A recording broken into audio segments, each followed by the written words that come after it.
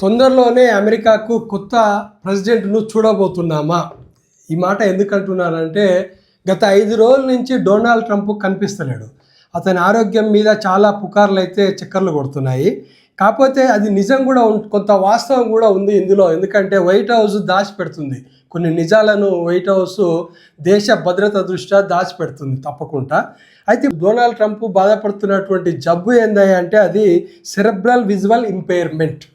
Cerebral visual impairment అంటే మనకు బ్రెయిన్లో నుంచి సెరెబ్రల్ ఫ్లూయిడ్ అని ఒకటి ఉంటుంది. మన బ్రెయిన్ నుంచి వెన్నెముక ద్వారా మొత్తం శరీరంలోని అన్ని అవయవాలకు అది ప్రవహిస్తుంది. దాని ద్వారానే కమ్యూనికేషన్ జరుగుతుంది. బ్రెయిన్ నుంచి మనకు కమ్యూనికేషన్ జరుగుతుంది. అయితే ఇక్కడ డొనాల్డ్ ట్రంప్కి వచ్చినటువంటి జబ్బు ఏంటంటే బ్రెయిన్ నుంచి వచ్చేటువంటి సన్నటి నరాలు కంటికి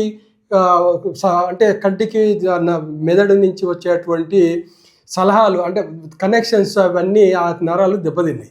సో దాంతో ఏమవుతుందంటే ఈ జబ్బు లక్షణాలు ఏమొస్తాయంటే వచ్చిన తర్వాత ఈ జబ్బు వచ్చిన తర్వాత వచ్చేటువంటి లక్షణాలు ఏంటంటే అతను మనుషులను గుర్తించకపోవడము, ఏదైనా చూసిన దాన్ని గుర్తుపెట్టుకోలేకపోవడము, ప్రదేశాలను గుర్తుపెట్టుకోలేకపోవడము, ఏదైనా ఇలాంటివన్నీ జరుగుతుంటాయి. అంటే అతనికి జ్ఞాపక శక్తి పూర్తిగా సన్నగిల్లుతుంది రోజు రోజుకు.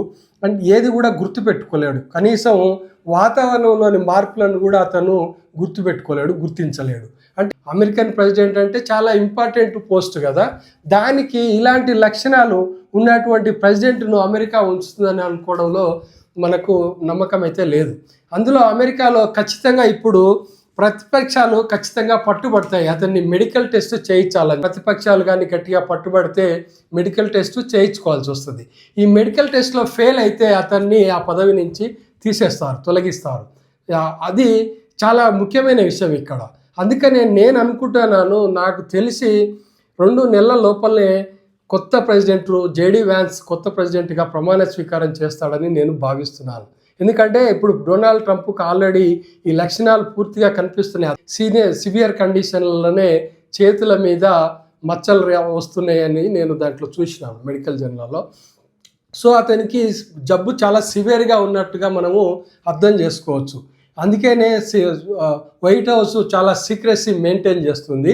ఇది ఛానళ్ళు మాత్రం ఉండదు, ఖచ్చితంగా ఏదో ఒక రోజు బయటపడుతుంది. ఆ రోజు మనకందరికీ ప్రపంచం అంతా ఆశ్చర్యపోయేటువంటి విషయాలు తెలుస్తాయని నేను అనుకుంటున్నాను. అంటే తొందరలోనే మనము జేడీ వ్యాన్స్ను అమెరికా ప్రెసిడెంట్గా చూడబోతున్నామని నేను భావిస్తున్నాను. నా వీడియో నచ్చితే సబ్స్క్రైబ్ చేయండి, షేర్ చేయండి, లైక్ చేయండి.